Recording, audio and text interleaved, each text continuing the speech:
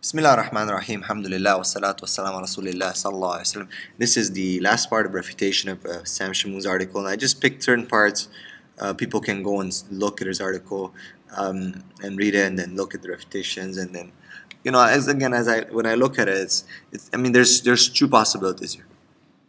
People will just read it and just say, wow, it is done very nicely when you look at it, quotations. That's how Christian missionaries work. They know how to quote, they know how to use the terms, and they know how to pick certain parts, even from Muslim sources, from any sources, and make you think that it's actually in favor of their argument.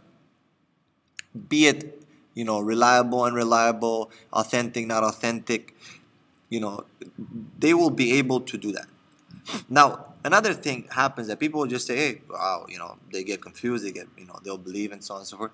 Another thing that happens is that actually, basically what it does is that it actually raises someone's faith, because they'll see the ridiculousness of such arguments, and such people will say, oh my God, like that's all these people have on Islam, that's all that they have. And then it actually raises a person's faith, and that person goes on and studies more Islam and becomes stronger Muslim, and goes on and gives shahadas and converts people to Islam and gives their the testimony of faith to others. So now I'm going to take a short part just to show you a way that Christians use certain things to be able to make their arguments so properly. And what I want to go back just to the theology issue, because that's what the issue now that it's coming up, and that's what Sam is trying to debate. The theology of Christianity and Islam are not the same. Why? And that's the whole point. If you study down the line, going from Judaism, and anyone can go and study, what do Jews believe about God? What does the Old Testament believe about? People will try to debate here the issue of, is the Trinity, or not the Trinity as the word, the Trinity, because you cannot find it in the Old Testament or New Testament. In the Old Testament, you cannot find the word Trinity anywhere. But they'll say the concept of the Trinity, right?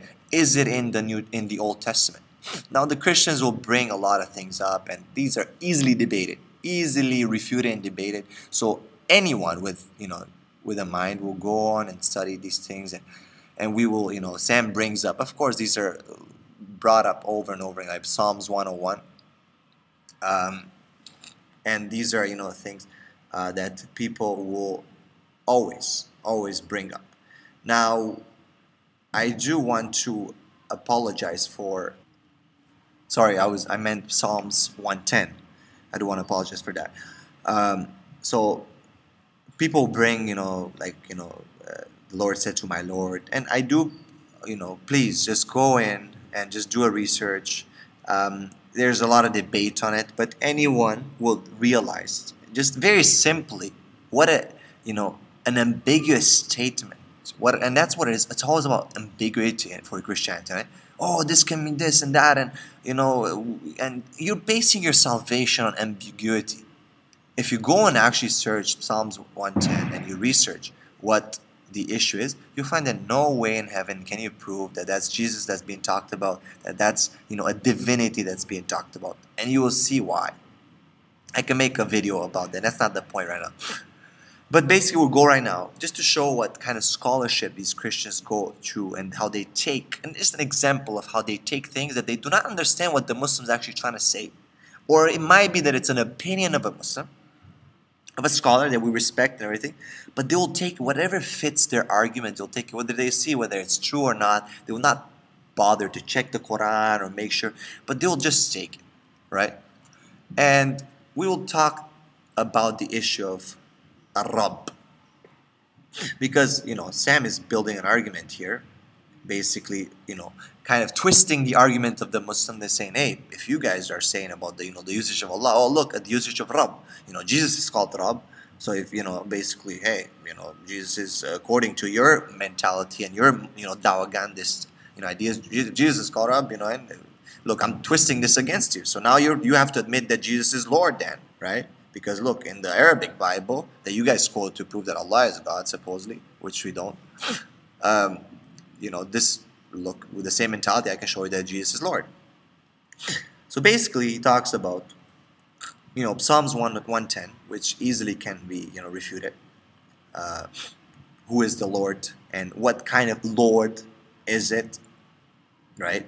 Ladoni, and you can just go and type, Psalms 110 to see the deliberate mistranslations, then the fixing of the translation by newer scholars, and then the whole debate over that, and whatever you can debate back and forth whether you can base your faith on a verse like that. Then the issue of my Lord and my God from Thomas, and he says, well, look, in the Arabic it says Rabbi wa ilahi, and it says Thomas answered and said to him, my Lord and my God. Now I don't know so much about the issue of but you can also go and check. But just going to the Arabic Bible, I wonder why the Arabs translated فهتف.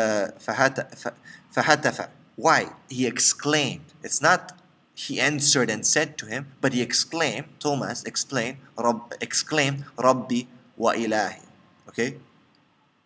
Why do the Arabs translate it فهتف as exclaimed, and that's what it is right here. There's a translator and a small translator, exclaimed. Why? And why the Christians usually when translate in English it is, and I might be wrong, maybe there's some explanation there. I'm just have a question. I'm not saying anything, just a question. Why is it here? Because it has a different implication when it says Thomas answered and said to him as opposed to exclaimed, my Lord and my Lord. And you can go, there's a good refutation here about Muslim responses.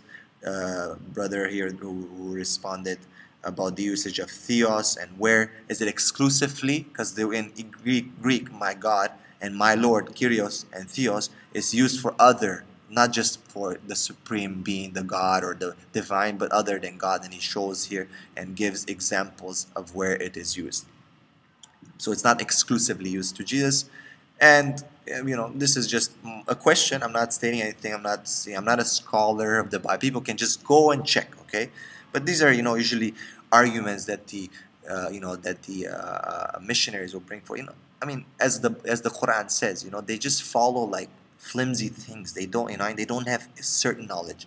Nowhere in the Bible, this is, and I'm not saying that the Christian doctrine in the Bible is not trying to preach Trinity and doctrine of Trinity and so on. That's very, I'm not saying that Christians are not trying to do that. I'm not saying that the Bible's not trying, but it really fails at it. If you really want to look, is there any proof for the Trinity in the Bible?